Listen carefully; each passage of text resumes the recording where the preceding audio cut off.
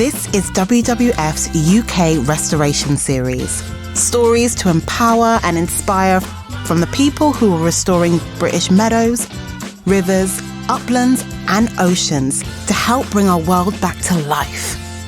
In this episode, we're going uphill to the high ground, our uplands, a dramatic landscape, but one which is in desperate need of restoring natural wealth. I just love the openness of it. And I love the way that the light hits the mountains in different times of day and you get these beautiful shadows and it just feels so moody, mysterious. But you can't kind of escape the fact that there aren't many trees and there isn't much wildlife here. Our uplands should be covered in a patchwork of woodland, moorland, grasslands and wetlands to give homes to wildlife, to support our food production, store carbon, prevent flooding downhill, and simply for our well-being. So how do we restore nature in our uplands?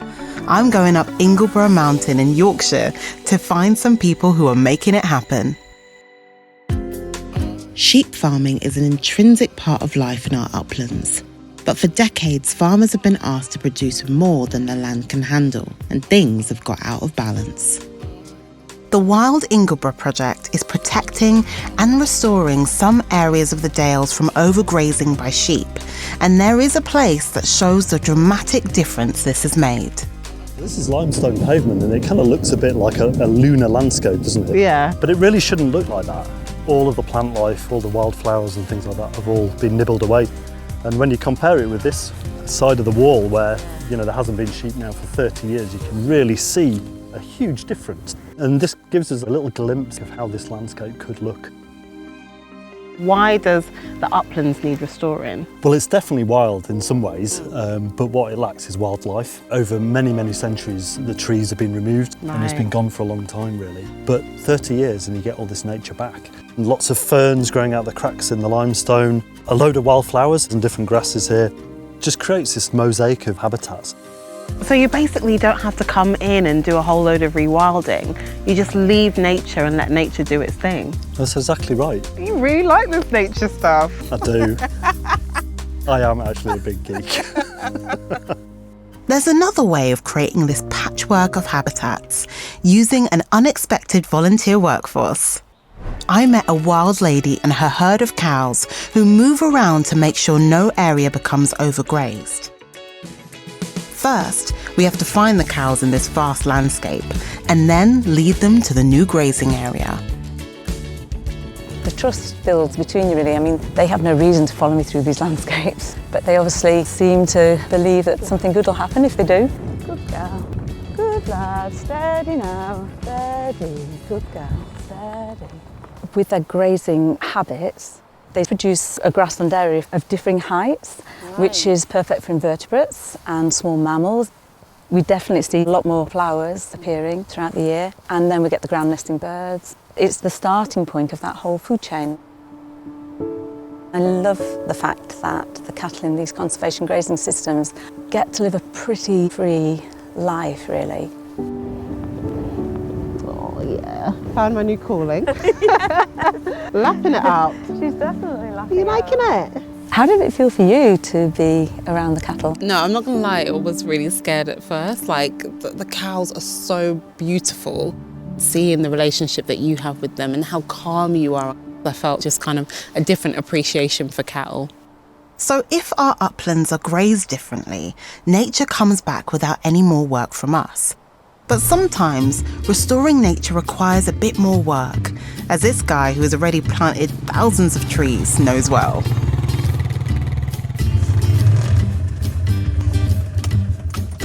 Wow, we're here. God damn. Amazing. Oh. You taking your helmet off? Yeah. I love this cap. You look good in it. Thank you.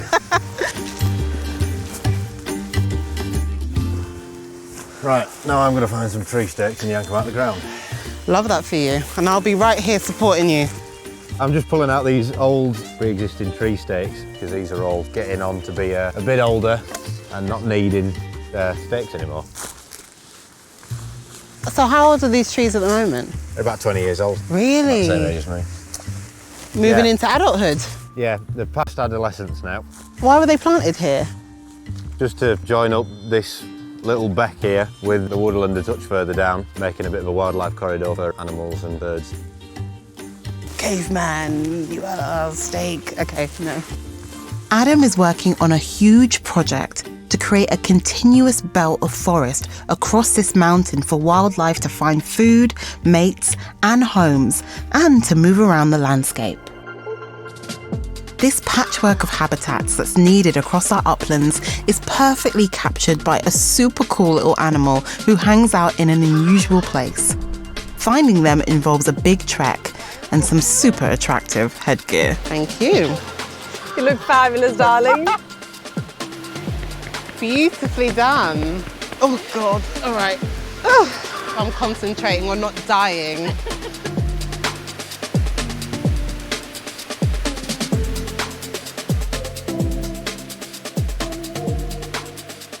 So this is the entrance to Scarka Cave.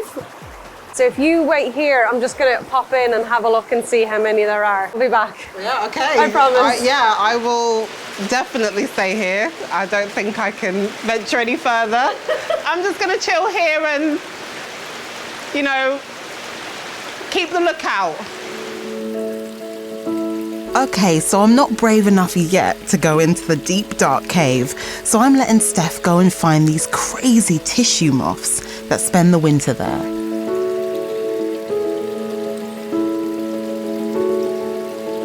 So they're just chilling in the cave? Yeah, well, not just chilling, actually.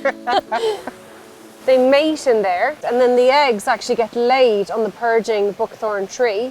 Right. And then the caterpillars Yeah. eat the leaves from that tree. So if there's Right. no purging buckthorn tree, there's no tissue moths. Right, and have we got a tree close by? Literally one tree left. One tree left? One tree left, yeah, exactly. But the really amazing thing is that you've got projects like Wild Ingleborough Yeah. that are planting loads more trees so that there is somewhere for these caterpillars to go and eat and survive and thrive. It's not just about, you know, preserving the caves, it's about thinking about the habitats around them. You know, we need that tree in order for them to be able to thrive just as well as we need the cave for them to mate. Yeah, exactly, like this interlinked system that all works together. So it all comes together with the story of a moth who, like us, needs to use this landscape in more than one way. Luckily, there's enough space for all. The best news is that there are plenty of Yorkshire Youngins who are taking on the restoration of their dales. I got stuck in with a group who managed, on a bit of a grim day, to just warm my heart. This is like an extreme Jenga. Why the heck do you do this, guys? What's your kind of motivations for doing this kind of work? I mean, I think, you know, these days you only ever really hear bad things about the environment on the news and stuff, like there's oil in the sea and rubbish everywhere. So it's good to just know that I'm doing my part to reverse that. So hopefully we'll be able to hear some good news one day. This is my remit, okay? I'll leave the flu stones? I'll leave that to you guys. What is it about nature that you love? It just brings happiness to my heart. Seeing all the wildlife, the birds, the insects, the different flowers, they're pretty. How does it feel for you when you're out here doing this? Refreshing, I think. Yeah. When you're at home spending a lot of time on the computer, you don't realise that there's a side of the world sometimes.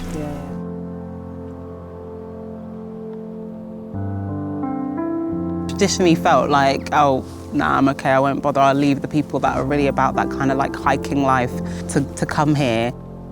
But actually, you know, being able to kind of go on these big walks and meet all these people, I have felt really like refreshed being out here. There's a lot of people working really hard and volunteering their time to help with projects like this, and it is really making a difference. It's really starting to have an impact. It's a dream job. I can't believe I get paid for it. The people you get to work with are great and wouldn't change it for the world. It's great to feel that you're making just a small contribution. All we can do is our little bit, and if everybody does that, it'll add up. And hopefully people will enjoy this landscape for many, many centuries to come. When we actually create this mosaic landscape and then nature is able to run its own course, it's going to be amazing. The uplands are absolutely epic now, but can you just imagine what it'll be like with a few more trees, the birds coming back, the insects, all the kind of wildlife, and people being able to use it too. I'm well excited for the next and last episode. Take me to the beach to meet the people who are restoring our oceans.